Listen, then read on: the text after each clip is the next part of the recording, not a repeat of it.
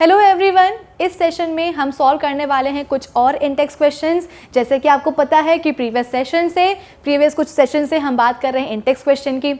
जो हमारा previous session था उसमें हमने आपकी एनसीईआरटी में जो पेज नंबर 216 है उसके कुछ क्वेश्चन सॉल्व किए थे, पूरे नहीं हुए थे। तो आज के इस सेशन में हम पेज नंबर 216 पे जो बाकी रिमेनिंग हमारे इंटेक्स क्वेश्चन हैं उनको भी हम कर लेते हैं सॉल्व। तो आज के इस सेशन का मैंने टारगेट सेट कर दिया है कि हमें remaining Intex questions of page number 216 करने होंगे, कंप्लीट करने होंगे, फिनिश। तो भाई जब टारगेट हो गया सेट तो फिर हम देरी क्यों करें। तो चलिए स्टार्ट करते हैं आज का ये हमारा session. So this is Vibhuti Khare, welcome to Magnet Brains, जहाँ पे आपको सभी चैप्टर्स के वीडियो लेक्चर्स मिलने वाले हैं बिल्कुल फ्री ऑफ कॉस्ट। यानी कि मैग्नेट ब्रेन्स में आपको 2 चैप्टर्स पढ़ने के बाद किसी भी तरह का पेमेंट करने की या पैकेज परचेज करने की जरूरत बिल्कुल भी नहीं है, क्योंकि मैग्नेट ब्रेन्स आप सब तक पहुंचा रहा है क्वालिटी एजुकेशन बिल्कुल फ्री ऑफ कॉस्ट। तो इसी अच्छी बात से हम स्टार्ट करते हैं आज का ये हमारा सेशन क्वेश्चन नंबर 3 के साथ। फर्स्ट और सेकंड क्वेश्चन हम ऑलरेडी कर चुके हैं, हम डायरेक्टली स्टार्ट करेंगे क्वेश्चन नंबर 3 के साथ। क्या है भाई question number 3? What are the advantages of connecting electrical devices in parallel with the battery instead of connecting them in series.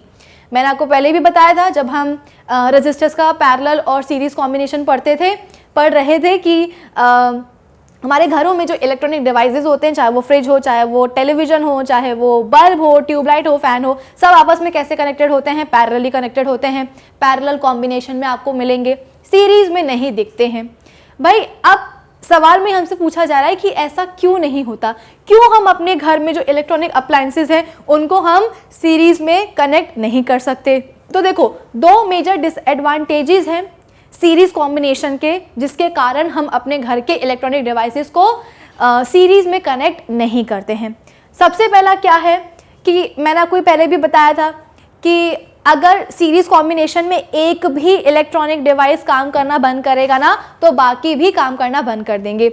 इसका बेस्ट एग्जाम्पल होता है हमारी दिवाली लाइट्स। पहली दिवाली पे आप उसको लेकर के आए हो, सीरीज को बड़े अच्छे से जल रही है।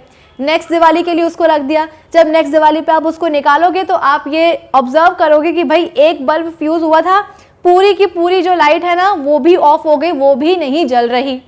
ठीक है, तो एक मेजर डिसएडवांटेज क्या है सीरीज कॉम्बिनेशन का कि अगर एक इलेक्ट्रॉनिक डिवाइस या एक बल्ब अगर काम नहीं करता है तो बाकी जो आगे जितने भी बल्ब लगे हैं या इलेक्ट्रॉनिक डिवाइसेस लगे हैं वो भी क्या हो जाएगा, काम करना बंद कर देंगे या प्रॉपरली काम नहीं करेंगे। अब ये चीज़ तो हमने कई बार पढ़ी है, लेकिन ऐसा होता क्यों है इस चीज़ को हम समझते हैं। सपोज मेरे पास है 3 रजिस्टर, ये रहा रजिस्टर 1, ये रहा 2 और ये रहा 3। 3 रजिस्टर्स हैं हमारे पास। इन तीनों को मैंने एक बैटरी से कनेक्ट कर दिया। उस बैटरी का पोटेंशियल कितना है? सपोज 10 पोटेंशियल है, 10 वोल्ट का पोटेंशियल है। फर्स्ट जो हमारे पास रजिस्टर है उसका सपोज रेजिस्टेंस कितना है? 2 ओम्स। दूसरे वाले का कितना है? 3। इसका मैं 4 मान लेती हूँ। दूसरे वाले का कितना है? 4। और तीसरे वाले का कितना है? 6। यानी कि मेरे पास 3 रजिस्टर्स थे, 2, 4 और 6 ओम्स के। तीनों को मैंने एक 10 वोल्ट की बैटरी के अक्रॉस कर दिया है कनेक्ट। सीरीज कॉम्बिनेशन में हमने पढ़ा है कि करंट टोटल सर्किट में जितना भी फ्लो हो रहा होगा उतना सेम अमाउंट का करंट जो है, जितने भी आप रजिस्टर्स कनेक्ट कर दो सीरीज में, सभी रजिस्टर के अक्रॉस सेम अमाउंट का करंट पहुंचेगा। डिस्ट्रीब्यूट क्या होता है? डिस्ट्रीब्यूट होता है पोटेंशियल। ठीक है, करंट सेम रहेगा लेकिन पोटेंशियल क्या हो जाएगा? डिस्ट्रीब्यूट हो जाएगा। अब इस केस में, इस कॉम्बिनेशन में अगर मैं आपसे बोलूं कि टोटल रेजिस्टेंस आप कैलकुलेट करिए पूरे कॉम्बिनेशन का, तो हमें पता है सीरीज में हम आर इक्विवेलेंट कैसे कैलकुलेट करते हैं? आर इक्विवेलेंट कैलकुलेट करते हैं हम 2 + 4 + 6 कितना हो गया अपना? 12 ओम्स। ठीक है, टोटल रेजिस्टेंस कितना आया हमारे सर्किट का? 12 ओम्स आया। अब एक कंडीशन आई। कंडीशन क्या हुआ कि मेरा ये जो पहला वाला रेजिस्टर है ना, जिसका रेजिस्टेंस कितना था? 2 ओम्स था, अब ये प्रॉपरली काम नहीं कर रहा, खराब हो गया। रेजिस्टर का काम क्या होता है? करंट का जो फ्लो है उसके रास्ते में, उसके फ्लो में किसी भी तरह की रुकावट पैदा करना, रोकना नहीं, रुकावट पैदा करना, यही काम होता है रेजिस्टर का। अगर मैं बोलूं कि रेजिस्टर ठीक से काम नहीं कर रहा, इसका मतलब क्या कि जितनी रुकावट उसे पैदा करनी चाहिए करंट के फ्लो में, करंट के रास्ते में, उतनी वो रुकावट पैदा नहीं कर पा रहा। मेरा जो पहला वाला रेजिस्टर था वो कितनी रुकावट पैदा कर रहा था? उसका रेजिस्टेंस कितना था? 2 ओम्स था। तो अगर मैं बोलूं कि मेरा ये रेजिस्टर काम नहीं कर रहा, इसका मतलब ये जो 2 ओम्स रेजिस्टेंस प्रोवाइड कर रहा था अब उतना रेजिस्टेंस प्रोवाइड नहीं कर रहा। ठीक है, ये क्या हो गया, फेल हो गया। अब क्या होगा, अब मैं अगर आपसे बोलूं कि जो हमारे पास सेकेंड केस आया जहां पे हमारा पहला वाला रेजिस्टर हो गया है खराब, जो 2 ओम रेजिस्टेंस प्रोवाइड कर रहा था वो पूरे सर्किट में अब वो प्रोवाइड नहीं कर रहा है। अब इस केस में अगर मैं आपसे R इक्विवेलेंट निकालने की बात करूं तो आप कैसे निकालोगे, आपके पास जो न्यू R इक्विवेलेंट आएगा वो कितना होगा, 6 + 4 = 10 ओम्स। यानी कि रेजिस्टेंस क्या हो गया, कम हो गया। पहले था 12, अब एक रेजिस्टर खराब हो गया जो कि 2 ओम्स रेजिस्टेंस प्रोवाइड कर रहा था, वो खराब हो गया, जिसके कारण जो अब टोटल रेजिस्टेंस है हमारे सर्किट का वो कितना आ गया, 10 ओम्स आ गया। यानी कि जो टोटल रेजिस्टेंस था आपके सर्किट का वो क्या हो गया, कम हो गया। लेकिन जो पोटेंशियल प्रोवाइड कर रही थी बैटरी 10 वोल्ट का, उस पर तो कोई असर नहीं पड़ा। माना कि एक रेजिस्टर खराब हो गया है ना, एक रेजिस्टर यहाँ पे खराब हो गया है, लेकिन बैटरी पे तो कोई असर नहीं पड़ा। वो पहले भी 10 वोल्ट का पोटेंशियल दे रही थी सर्किट में, और सेकेंड केस में भी जब आपका रेजिस्टर खराब हो चुका है, सेकेंड केस में भी वो 10 वोल्ट का पोटेंशियल प्रोवाइड करेगी आपके पूरे सर्किट को। यानी कि जो पोटेंशियल डिफरेंस है वो क्या है, वो अभी भी कांस्टेंट है। ठीक है, वो क्या है, अभी भी कांस्टेंट है। भाई ओम्स लॉ का फॉर्मूला क्या होता है, V = I × R। V यहाँ पे हम बोल रहे हैं कांस्टेंट है, लेकिन रेजिस्टेंस हम बोल रहे हैं यहाँ पे क्या है, कम हो रहा है। अगर V को आपको कांस्टेंट रखना है और रेजिस्टेंस आपका कम हो रहा है, इसका मतलब क्या कि आपका जो करंट है ना वो क्या हो रहा है, इंक्रीज हो रहा है। इस सीरीज कॉम्बिनेशन में पोटेंशियल डिफरेंस आपने बोला कैसा है, कांस्टेंट है। बैटरी पहले भी 10 वोल्ट का पोटेंशियल दे रही थी, रेजिस्टर के खराब होने के बाद भी वो 10 वोल्ट का पोटेंशियल ही दे रही है, कोई चेंज नहीं आया। तो पोटेंशियल उतना का उतना रहा, लेकिन जो हमारा रेजिस्टर, जो हमारे पास टोटल रेजिस्टेंस था वो कम हो गया पूरे सर्किट का। कितना हो गया, 10 ओम्स हो गया। क्यों, क्योंकि एक रेजिस्टर हमारा खराब हो गया। तो अगर हम बोल रहे हैं कि हमारे सर्किट में V कांस्टेंट है और R डिक्रीज हो रहा है, इसका मतलब क्या कि I क्या हो रहा है, इंक्रीज हो रहा है। जब R डिक्रीज होगा, I इंक्रीज होगा, तभी तो जाकर के पोटेंशियल डिफरेंस जो होगा पूरे सर्किट में वो कैसा रहेगा, कांस्टेंट रहेगा। तो यहाँ पे क्या हुआ, करंट यहाँ पे क्या हो गया, इंक्रीज हो गया। अब मैंने आपको बताया था कि हर एक इलेक्ट्रॉनिक डिवाइस को एक अलग अलग करंट चाहिए होता है चलने के लिए। सपोज ये जो मेरे पास 3 रेजिस्टर मैंने लगाए थे, पहले वाले रेजिस्टर में मैं बोल देती हूँ कि यहाँ पे हमारा क्या लगा हुआ था, एक बल्ब लगा हुआ था। ये वाला रेजिस्टर कौन सा था, मेरा फैन था। ये वाला कौन सा था, ट्यूबलाइट था। यानी कि मेरे पास बल्ब, फैन और ट्यूबलाइट, ठीक है, बल्ब, फैन और ट्यूबलाइट लगे हुए थे सीरीज कॉम्बिनेशन में। बल्ब नहीं चला, बल्ब फेल हो गया, जितना रेजिस्टेंस उसको प्रोवाइड करना चाहिए था उतना उसने नहीं किया। क्या हुआ, अनफॉर्चुनेटली करंट का जो सप्लाई है वो बढ़ गया। मैंने आपको बताया था कि हर एक इलेक्ट्रॉनिक डिवाइस को एक पर्टिकुलर करंट चाहिए होता है चलने के लिए। रेजिस्टेंस कम हो गया, पोटेंशियल उतना का उतना, इसका मतलब क्या होगा, करंट बढ़ जाएगा। तो जब भाई इंक्रीज अमाउंट में करंट पहुंचेगा फैन और ट्यूबलाइट के पास, तो क्या वो प्रॉपर्ली चल पाएंगे। जब तक आपका बल्ब चल रहा था तब तक तो उनके पास इक्वल अमाउंट में जितना उनको करंट चाहिए है उतने अमाउंट में करंट उन तक पहुंच रहा था और उसमें वो चल रहे थे। लेकिन जैसे ही आपका बल्ब चलना बंद हुआ, अब उनके पास इंक्रीज अमाउंट में करंट पहुंचने लगा, उतना अमाउंट जितने की उन्हें जरूरत है ही नहीं। तो क्या हमारे फैन और ट्यूबलाइट आगे जल पाएंगे, नहीं चल पाएंगे। तो ये एक मेजर डिसएडवांटेज है सीरीज कॉम्बिनेशन का कि अगर एक रेजिस्टर चलना बंद होता है तो बाकी पूरा जो सीरीज है बाकी रेजिस्टर्स का वो भी क्या हो जाता है, अफेक्ट हो जाता है। तो when a number of electrical devices are connected in parallel, each device has the same potential difference across it as provides by the battery and it keeps on working even if other devices fail। अगर दूसरे devices fail हो भी जाते हैं parallel combination में तो भी क्या हो जाता है, तो भी हम बोलते हैं, अगर सपोज हमारे पास हम बोलते हैं कि पैरेलल कॉम्बिनेशन में यही फैन, ट्यूबलाइट और बल्ब कैसे हैं, अरेंज्ड हैं। तो अगर हम बोलते हैं कि अगर बल्ब चलना बंद भी हो जाता है तो क्या होगा, फैन और ट्यूबलाइट पे जितना करंट उनको चाहिए है उतना मिलेगा।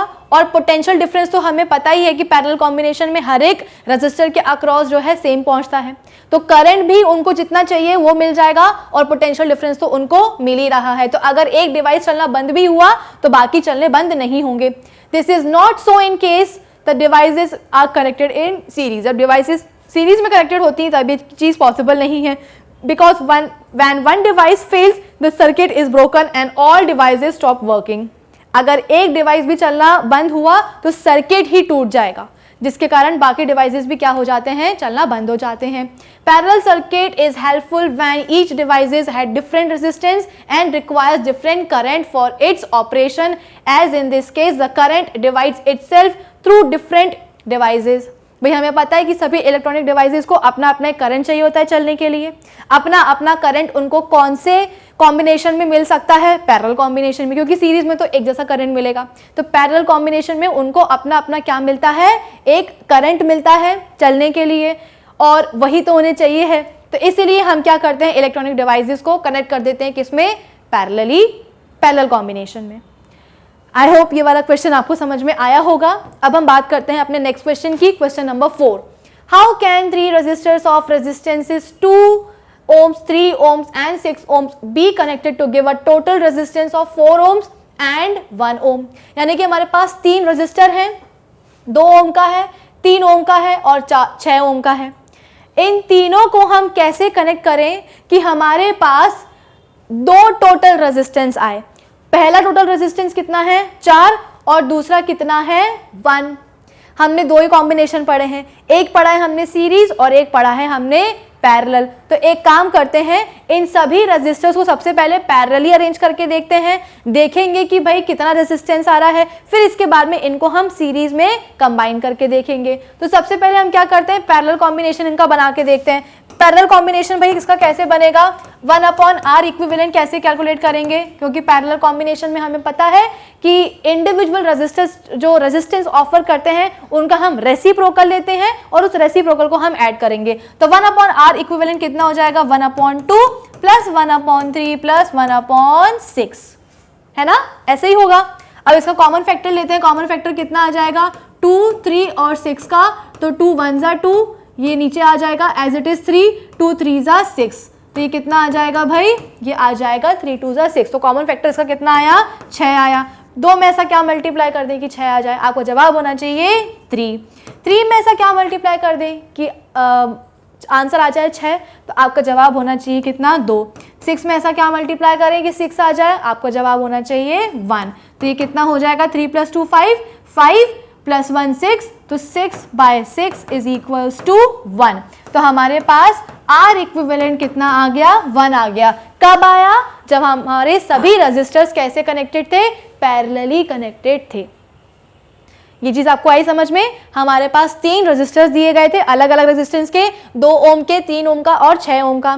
फिर इसके बाद में आपको 2 कंडीशंस दी गई हैं। पहली कंडीशन क्या है कि आपको अपने रेजिस्टेंस को कुछ इस तरह से अरेंज करना है कि टोटल रेजिस्टेंस कितना आए, टोटल रेजिस्टेंस आए पूरे सर्किट का 4 ओम्स। फिर दूसरी कंडीशन क्या दी गई है, अब आपको कुछ इस तरह से अरेंज करना है आप अपने रेजिस्टर्स को कि टोटल रेजिस्टेंस सर्किट का कितना आए, 1 ओम्स आए। तो 1 ओम कब आया रेजिस्टेंस टोटल सर्किट का, जब आपके सभी रेजिस्टर्स कैसे कनेक्टेड हैं, पैरेलली कनेक्टेड हैं। पैरेलल कॉम्बिनेशन में हमें पता है कि हम टोटल रेजिस्टेंस या R इक्विवेलेंट कैसे कैलकुलेट करते हैं, सभी रेजिस्टर्स के रेजिस्टेंस का हम रेसिप्रोकल लेते हैं और फिर ऐड कर देते हैं। इसलिए हमने क्या कैलकुलेट किया, 1/R इक्विवेलेंट = 1/2 प्लस 1/3 प्लस 1/6। कितना आ जाएगा भाई, R इक्विवेलेंट 1 आ जाएगा। तो ये वाला केस कब होगा, ये वाला केस तब होगा जब हमारे सभी रेजिस्टर्स कैसे कनेक्टेड हैं, पैरेलल कॉम्बिनेशन में है। ठीक है, अब पैरेलल कॉम्बिनेशन हमने देख लिया। अब एक काम करते हैं, अब हम बात करते हैं किसकी, सीरीज कॉम्बिनेशन की बात करते हैं। ठीक है, सीरीज कॉम्बिनेशन में हमने बोला कि सीरीज कॉम्बिनेशन में हम R इक्विवेलेंट कैसे कैलकुलेट करते हैं, डायरेक्टली जो भी जितने भी रेजिस्टर्स हैं आपके पास, उनके जो भी रेजिस्टेंस है उनको आप डायरेक्टली क्या कर दो, ऐड कर दो। तो कितना आ जाएगा भाई, 2 + 3 + 6, कितना आ जाएगा, 6 + 3 कितना होता है, 9, 9 + 2 कितना होता है, 11। ये तो गड़बड़ हो गई, क्यों, क्योंकि भाई जो हमारा फर्स्ट वाला केस था, सेकंड वाला केस तो समझ में आ गया, पैरेलल कॉम्बिनेशन में पॉसिबल है। लेकिन जो सेकंड वाला, जो हमारे पास फर्स्ट वाला केस है, उसमें बोला गया था कि आपको कुछ इस तरह से रेजिस्टर्स को अरेंज करना है कि जो टोटल रेजिस्टेंस है पूरे सर्किट का वो कितना आए 4। लेकिन यहाँ पे तो हमने देखा कि जब हमने अपने रेजिस्टर्स को सीरीज में कंबाइन किया तो आर इक्विवेलेंट कितना आया सर्किट का 11 ओम्स आया। इसका मतलब हम क्या हम इसको कंक्लूड कर सकते हैं, इसका मतलब ये है कि हमारे जो रेजिस्टर्स हैं सभी के सभी सीरीज में तो अरेंज्ड नहीं है। अगर सीरीज में अरेंज होते तो 4 आना चाहिए था, लेकिन 4 तो आया नहीं। कितना आया 11 आया। इसका मतलब क्या है कि कोई ना कोई अलग कॉम्बिनेशन है रेजिस्टर्स के बीच का जिसके कारण उनका रेजिस्टेंस कितना आया है 4 आया है। अब क्या करेंगे, अब हमें अलग अलग जो है कॉम्बिनेशन बना के देखना पड़ेगा। सबसे पहले हम क्या करते हैं, हम करते हैं जो हमारे पास रेजिस्टर था कौन सा वाला, सेकंड और थर्ड वाला, जिसका रेजिस्टेंस कितना था 3 और 6 ओम्स, उनको हम क्या करते हैं पैरेलली कंबाइन करते हैं और उनको पैरेलली कंबाइन करने के बाद में उसको हम सीरीज में जोड़ देंगे किसके साथ, फर्स्ट वाले रेजिस्टर के साथ, यानी कि वो रेजिस्टर जिसका रेजिस्टेंस कितना था 2 ओम्स। यानी कि अब ये सर्किट क्या बन गया, ये सर्किट बन गया है कॉम्प्लेक्स सर्किट। क्यों, क्योंकि अब इस सर्किट में आपको रेजिस्टर सीरीज में भी दिखेंगे और पैरेलली अरेंज्ड भी दिखने वाले हैं। तो सबसे पहले हमने क्या किया, सेकेंड और थर्ड रेजिस्टर्स को हमने क्या कर लिया, पैरेलली ले लिया। तो भाई पैरेलल कॉम्बिनेशन का ये जो आपके पास आया है पैरेलल कॉम्बिनेशन, इस पैरेलल कॉम्बिनेशन का आप आर इक्विवेलेंट कैसे निकालेंगे, तो 1/r equivalent is equal to 1/3 plus 1/6 कितना आ जाएगा, 3 में क्या मल्टीप्लाई कर देंगे 6 आ जाए 2, 6 में ऐसा क्या मल्टीप्लाई कर देंगे 6 आ जाए 1, तो ये कितना हो जाएगा 3 डिवाइडेड बाय 6, 3 1 जा 3, 3 2 जा 6। तो अपने पास आर इक्विवेलेंट कितना आया पैरेलल कॉम्बिनेशन का 2 ओम्स आया है। ठीक है, आर इक्विवेलेंट कितना आ गया हमारे पास पैरेलल कॉम्बिनेशन का 2 ओम्स आ गया। अब मैंने आपको कल भी सिखाया था डाउट सेशन में कि जब हमारे पास कोई भी कॉम्बिनेशन आता है, चाहे पैरेलल हो चाहे सीरीज हो, हम क्या करते हैं उस कॉम्बिनेशन का इक्विवेलेंट रेजिस्टेंस कैलकुलेट कर लेते हैं, फिर उस कॉम्बिनेशन को हम क्या कर देते हैं कंबाइन कर देते हैं, छोटे छोटे रेजिस्टर्स को हम कंबाइन कर देते हैं और एक बड़ा रेजिस्टर रख देते हैं। बड़ा रेजिस्टर कहाँ रखेंगे भाई, जहां पे हमारा कॉम्बिनेशन रखा हुआ था सर्किट में सेम प्लेस पे रख देंगे। ठीक है, तो इस कॉम्बिनेशन की जगह पे मैंने क्या रख दिया, एक बड़ा रेजिस्टर रख दिया जिसका रेजिस्टेंस कितना है भाई आर इक्विवेलेंट के बराबर यानी कि 2 ओम्स। जब मैंने एक बड़ा रेजिस्टर रखा तो मैंने क्या नोटिस किया कि भाई ये वाला जो बड़ा रेजिस्टर है ना, ये फर्स्ट वाले रेजिस्टर के साथ कैसे अरेंज है, सीरीज में अरेंज्ड है। तो अब हम इस सर्किट का कैसे निकाल सकते हैं आर इक्विवेलेंट, सीरीज में हम कैसे निकालते हैं भाई, डायरेक्टली रेजिस्टेंस को ऐड कर देते हैं। तो आर कितना हो जाएगा यहाँ पे हो जाएगा अपना 2 + 2 = 4 ओम्स, यानी कि हमारे पास पूरे सर्किट का जो आर इक्विवेलेंट आया है वो कितना आया है 4 ओम्स, और हमें 4 ओम्स ही तो चाहिए था। आपको 3 रेजिस्टर दिए गए थे अलग अलग रेजिस्टेंस के, 2 आपको ऑप्शंस दिए थे।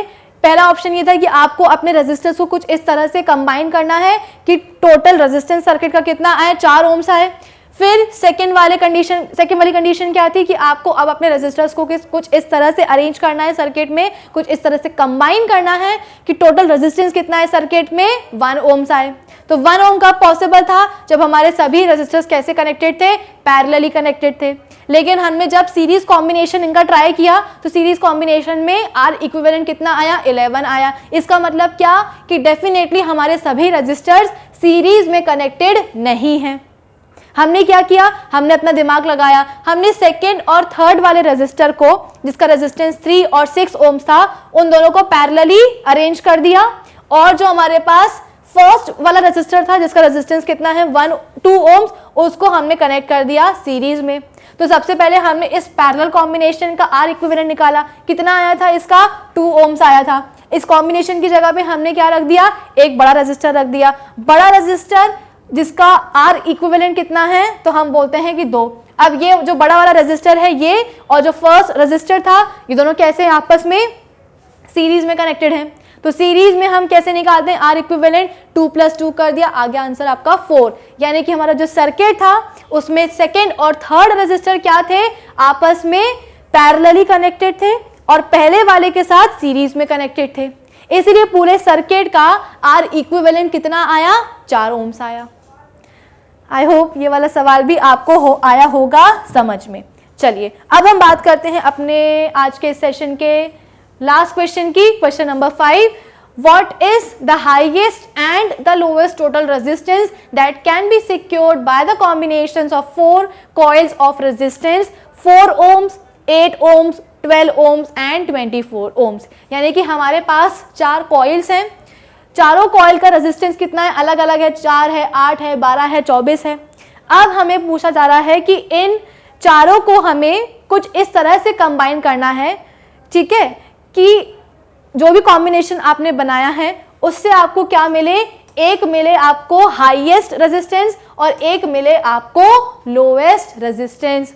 तो भाई हमने सीरीज और पैरेलल कॉम्बिनेशन में ये लोएस्ट और ये हाईएस्ट रेजिस्टेंस बड़े अच्छे से पढ़ा है। कैसे पढ़ा है भाई, सीरीज कॉम्बिनेशन के केस में हमने पढ़ा था कि जब आप इंडिविजुअल रेजिस्टर्स के रेजिस्टेंस को जब आप ऐड करते हो तो वो जो टोटल रेजिस्टेंस आया सर्किट का उसे हम क्या बोलते हैं, मैक्सिमम इफेक्टिव रेजिस्टेंस कहते हैं। ठीक है, सपोज हमारे पास क्या है, 2 रजिस्टर है, हमारे पास R1 है, R2 है। R1 कितना है, 2 ओम्स का है और R2 कितना है, सपोज 6 ओम्स का है। ठीक है, R2 है कि R1 के कितना 2 ओम्स का और R2 कितना है 6 ओम्स का है। अब अगर मैं इन दोनों को सीरीज में कनेक्ट करूंगी तो सीरीज में टोटल रेजिस्टेंस कितना आ जाएगा, R1 plus R2 is equals to 2 प्लस 6 इज इक्वल्स टू कितना हो जाएगा, 8 ओम्स। ये जो 8 ओम्स आया है ना, ये मैक्सिमम इफेक्टिव रेजिस्टेंस है। यानी कि आप अपने सर्किट में जब इन दोनों रेजिस्टर्स को लोगे तो मैक्सिमम रेजिस्टेंस कितना आएगा आपके सर्किट में, 8 ओम्स आएगा। इससे ज्यादा रेजिस्टेंस आपके सर्किट में नहीं आ सकता इन दोनों रेजिस्टर्स के साथ। और मिनिमम कैसे कैलकुलेट करेंगे, मिनिमम कैलकुलेट करने के लिए 1/2 प्लस 1/6 कर देंगे। ठीक है, कितना कर देंगे, 1/2 प्लस 1/6, ये कितना आ जाएगा 6। 2 में क्या मल्टीप्लाई कर देंगे, 6 आ जाए। आपका जवाब होना चाहिए कितना, 3। ठीक है, 6 में ऐसा क्या मल्टीप्लाई कर देंगे, आ जाए आपका जवाब 6, तो आपका आंसर होना चाहिए 1। तो ये कितना हो गया, 4/6। ये क्या है, आर इक्विवेलेंट है, ये कितना होगा 2/3। तो आर इक्विवेलेंट कितना हो जाएगा भाई, 3/2। 3/2 कितना होता है भाई, 2 1 ज़ा 2, 2 5 ज़ा 10। ठीक है, यही होगा।